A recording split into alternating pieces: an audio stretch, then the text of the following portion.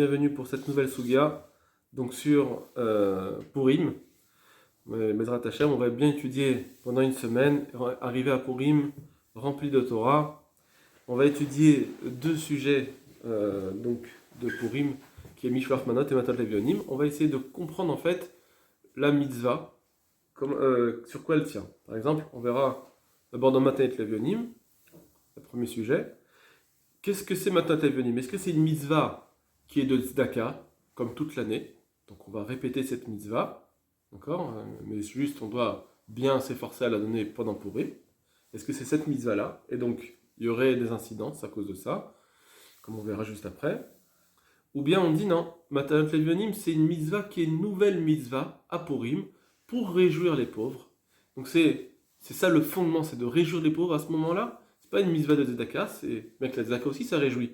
Mais le fondement c'est aujourd'hui s'inquiéter qu'ils soient heureux. Voilà, c'est ça l'essentiel de la mitzvah. Et du coup, comme on l'a dit, il y aura des incidences. Pour arriver à ça, on va d'abord passer par la Gemara, qui nous permet d'avoir une petite bekiout. Donc on va vraiment la voir rapidement, sans s'attarder sur les sujets, juste pour pouvoir voir un petit peu ce qui a été dit dans la Gemara sur ces deux mitzvot. Alors, Umatanot Levionim. Donc je vous lis d'abord le pasouk. Le pasouk qui est, si vous voulez, vous pouvez l'avoir dans la page 4, juste en bas de lundi. C'est marqué dans Esther. La asot otam yemim bishte vesimcha mishloach manot ishlereu umatot levionim. Donc c'est Mordechai et Esther qui ont institué de faire les mitzvot, ces mitzvot-là. Donc à Purim, la asot otam, ils ont institué de faire ces mitzvot, ces jours-là, de yemim mishte, que ce soit des jours de mishte, donc de festin, et on va boire. Vesimcha, de réjouissance. Ou mishloach manot, et d'envoyer des cadeaux, ishlereu, un homme à son ami, ou mataot levionim, et des cadeaux à des pauvres. Voilà ce qui est marqué, donc je retenais bien. Mishloach manot, envoyer des cadeaux, ishlereu, un homme à son ami, ou mataot levionim, et des cadeaux à des pauvres. Alors voilà des manot Gemara. Matanot levionim, donc là où il y a petite la flèche. Tane Rav Yosef. Rav Yosef enseigne. Mishloach manot ishlereu, des cadeaux à un homme à son ami. Donc il y a ici manot, des cadeaux qui est au pluriel. Le minimum du pluriel c'est 2. Ishlereu, un homme à son ami, ben c'est 1. Ça veut dire qu'il faudra envoyer, c'est ça la mitzvah, 2 cadeaux à un ami. Shte manot leishechad, 2 cadeaux à un ami, c'est ça la mitzvah. Évidemment on peut faire plus, mais c'est ça la mitzvah obligatoire minimale. Umatanot levionim, il faut envoyer des cadeaux à des pauvres. Shte matanot lishne bnei adam, 2 cadeaux à 2 pauvres. Donc là, on a matanot, donc c'est un pluriel, c'est 2. Evionim, c'est des pauvres. Et donc là aussi c'est au pluriel, donc c'est 2. Donc il faut envoyer 2 cadeaux à 2 pauvres. Maintenant la question elle est, est-ce qu'il faut envoyer 2 cadeaux pour chaque pauvre, ou bien un cadeau pour les 2 pauvres? Ça veut dire que je vais envoyer en tout 2 cadeaux. Alors on va voir tout de suite Rashi. Vous voyez Rashi, donc manot c'est miné maradanim, donc on envoie mishloach manot, c'est des types, des sortes de mets qui sont bons, des bons mets. Shte manot le adam echad, 2 cadeaux à un ami. Dirtiv comme c'est écrit, ou mishloach manot ishlereu. On envoie des cadeaux à un homme à son ami. Et là, on traduit Shte manot, 2 cadeaux, le adam echad, à un ami. Par contre, ou matanot levionim, des cadeaux à des pauvres. Alors là, Shte matanot lishne ben adam. Là, il faudra 2 cadeaux à 2 amis. Alors maintenant, on a posé la question, est-ce qu'il faut envoyer pas 2 amis à 2 pauvres? Est-ce qu'il faut envoyer un cadeau pour chaque pauvre ou bien 2 cadeaux pour chaque pauvre? Rashi va nous dire qu'il faut envoyer Dai lechol echad, ça suffit pour chacun, echad vechad pour chacun, matana achat, un cadeau. Donc il nous dit qu'il faut un cadeau pour chaque pauvre. Deha evionim nami tarte mashma, parce que quand on voit evionim, c'est au pluriel, donc c'est 2. Et du coup, je comprends que quand on m'a dit 2 cadeaux, c'est pour 2 evionim. Donc, je distribue 2 cadeaux. Alors, comment il a expliqué ça en fait, Rashi? Pourquoi il n'a pas dit bon d'accord, mais c'est marqué 2 cadeaux pour 2 evionim, je mets en facteur H. Donc 2 pour chacun. Alors parce que nous, on a un klal, quand on fait des drashot de la Torah, alors on dit tafasta merubelo tafasta moi tafasta. Si tu vas aller chercher trop, tu vas rien prendre, et si tu prends un petit peu, tu vas chercher un petit peu, alors là tu vas réussir à avoir. Ça c'est un klal en général, qu'on utilise aussi pour les drashot, que lorsque je dois faire une dracha, et j'aurais pu prendre, je veux prendre le maximum ou je prends le minimum, alors va chercher le minimum, va voir le minimum qui a été dit. Tu n'as pas de raison de dire plus. Si maintenant la Torah me dit, j'ai deux cadeaux à deux pauvres, je peux expliquer de deux façons. Deux pauvres, c'est sûr qu'il y a deux pauvres. Maintenant, je peux dire que le deux cadeaux, eh ben, je prends le maximum, ça veut dire deux cadeaux pour deux pauvres, deux fois deux, quatre cadeaux. Ou bien je peux expliquer, non, deux cadeaux, c'est un cadeau pour chacun, ça fait deux cadeaux. Puisque le minimum c'est cela, alors je dois prendre cela. Le minimum de deux cadeaux, c'est un pour chaque Evion, voilà, ça suffit. Ça marche, puisque le passo qui marche déjà comme ça, j'ai pas le droit d'aller moi plus loin et définir un chiffre plus haut. C'est ça la façon d'expliquer, de faire cette dracha de Rashi. Il y aurait d'autres explications qui peuvent être dites à part celle de Rashi. Nous on a expliqué celle de Rashi. On va continuer dans la Gemara. Donc ça c'était le din. La Gemara maintenant va nous donner des exemples des Amoraïm, comment ils ont envoyé des cadeaux. Rabbi Yehuda Nessia, Rabbi Yehuda Nassi, Shadar les Rabbi Oshaya, il a envoyé un cadeau à Rabbi Oshaya, le jour de Purim, Atma derigla talta, un Atma, donc c'est une cuisse derigla d'un veau, talta, qui était le troisième de la portée, donc ça veut dire que c'est un veau qui est de bonne qualité. Donc il a envoyé ce bon cadeau-là, et en plus, Vegarba de Khamra, une gourde de vin. Donc il a envoyé deux choses. Donc apparemment c'est Mishloach Manot. Alors il nous dit, Shalachle, il lui a dit Rabbi Oshaya, donc celui qui a reçu le cadeau, il lui a dit, Kiamta Banu Rabbeinu, tu as accompli en nous, cher notre Rav, tu as accompli en nous le pasuk qui dit, Mishloach Manot, Ish Lereu, ou Mataot Levionim. Des cadeaux pour les gens et des cadeaux pour les pauvres. Alors ici, nous, dans notre Gemara, on a cette girsa. La girsa, ça veut dire que on a une Gemara qui a été écrite au départ, ensuite elle a été recopiée plusieurs fois. Des fois, il y a dans la Gemara, c'est pas comme le Sefer Torah. Le rouleau de Sefer Torah, il n'y a aucune faute, il n'y a pas de remplacement, on sait chaque lettre, chaque détail est dit. Mais dans les Gemarot, ça peut arriver qu'il y ait une discussion, puisqu'il y a eu peut-être une erreur. Mais c'est une erreur qui s'est glissée, et on les connaît ces erreurs, les Rishonim ont discuté sur ces erreurs, elles sont mises en avant. Mais en tout cas, ça peut arriver. Et il y a certains qui ont cette girsa comme nous.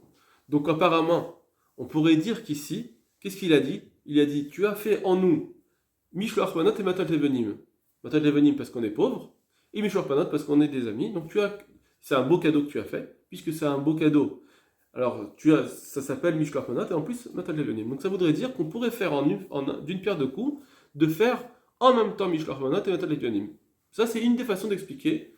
Certains Chachamim expliquent comme ça, d'autres disent non, d'abord c'est pas ça la girsa, comme on voit par exemple dans le Rashi, il dit juste Mishloach Manot, ce qui veut dire que Mishloach Manot ça a été dit, mais pas Matot Levonim. Donc tu as accompli en nous Mishloach Manot, ça veut dire qu'il vient lui dire c'est un beau cadeau que tu as fait, ça s'appelle bien Mishloach Manot, tu t'es pas moqué de nous.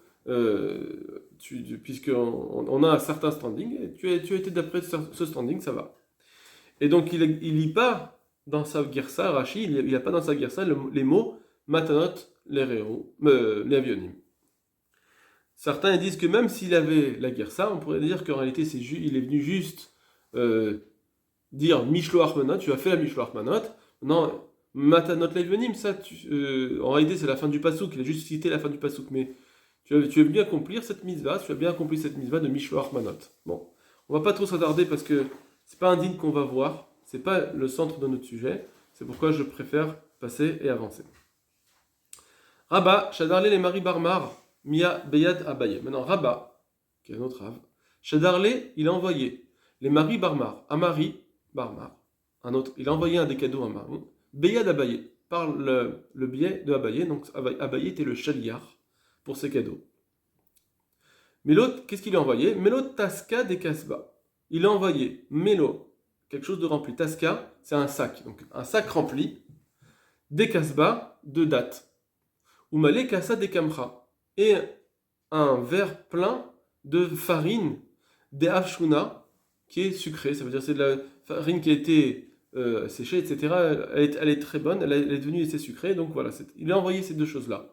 Maintenant, c'était pas très onéreux ces cadeaux-là qu'il lui a envoyés, en tout cas relativement à eux. C'était pas quelque chose de très joli. Alors Amarlé Abaye, il lui a dit Abaye à Rabat. Donc Abaye qui est le chaliar, il dit à Rabat, Hashta maintenant qui va recevoir cela, Amar Marie va dire sur toi, il va dire le dicton qui est dit, le dicton suivant. Ichakla malka lehave. Ichakla, si un paysan, malka lehave, il devient un roi, alors, non, en réalité, il est paysan, lui, il reste un paysan, il est devenu roi avec une couronne, mais c'est un paysan avec une couronne. Dikla metzavare nonachit. Dikula, le panier qu'il avait l'habitude de porter sur sa tête, mitzavare lonachit. Il va pas le mitzavare de son cou, lonachit, il va pas le descendre. Ça veut dire qu'il va rester avec ses habitudes de paysan, il va continuer à porter son panier sur la tête comme le font les paysans. Donc ça veut dire que c'est un peu un dicton que les gens disaient, que on ne peut pas chasser sa nature, et même s'il est devenu tout roi qu'il est, malgré tout, il va rester paysan, il va garder ses habitudes de paysan. Alors c'est pour dire quoi? C'est pour dire que toi aussi, toi, Rabat, tu es devenu quelqu'un de très grand, c'était le Nassi, le roche de la ville de Pumbedita. Toi, tu es devenu quelqu'un de très grand, et malgré tout, tu nous envoies ces petits cadeaux-là. Donc ils lui ont mis un taquet pour lui dire que ce n'était pas suffisant. Hadar Shadar le Ihu. Qu'est-ce qu'il a fait Rabat Marie. Donc celui qui a reçu maintenant ce cadeau, il lui renvoie un autre cadeau, il lui a envoyé Hadar à nouveau Shadar le Ihu, il lui a envoyé Melo Taska des Angbila, un panier plein de Zangebil, donc c'est du gingembre, c'est quelque chose de fort, ou Melo Kassa des Pelpaltaricha, et un verre plein de poivrons forts, de piquants, Aricha, long. Bon. Donc il lui a envoyé cela. Amar Abaye, sur cela, a dit Abaye, Hashta maintenant, Amar mort, maintenant, je dis la chose suivante, Anna Shadrile Chulia, moi j'ai envoyé quelque chose de Chulia, quelque chose de sucré, Veihu, et lui, Shadar le Churpa, il m'envoie quelque chose de harif, de piquant. Apparemment, ça veut dire, il a montré qu'il n'était pas content. Moi je t'envoie quelque chose de doux, mais toi tu m'envoies quelque chose de piquant. Entre guillemets. Voilà un autre cas. Continuité de ce cas, mais sur un autre point. Amar Abaye, Abaye il a dit Kinafki mi bemar. Lorsque je suis sorti du Rav, de chez le Rav, donc le premier Rav, Rabba, Rabba il a envoyé, Abaye il a donné des cadeaux de Mishloach Manot. Quand il était chez Rabba, alors il a mangé chez lui, Abaye. Hava Savarna. Quand je suis sorti, j'étais complètement rassasié. Kemata il est hatam. Lorsque je suis arrivé là-bas, lorsque je suis arrivé chez Mar, Krivouli Shitin Sae, ils m'ont invité à manger. Krivouli, ils m'ont approché, ils m'ont servi. Shitin, 60 Sae, 60 assiettes, 60 plats. Des Shitin Miné Gdera, de 60 types de Gdera de marmite, ça veut dire de 60 types de plats cuisinés.